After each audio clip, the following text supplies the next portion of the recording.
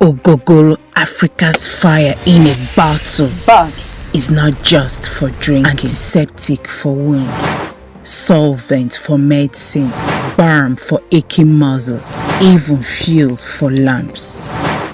Ogogoro's power goes far beyond the glass, but unregulated, it can turn deadly.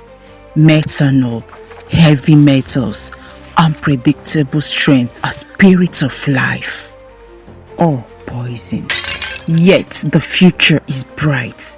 With safe distillation, Ogogoro could fuel industries, produce sanitizers, even power bioethanol for tomorrow's world. In every drop lies chemistry, culture, and maybe Africa's future. Subscribe to uncover more hidden African science stories.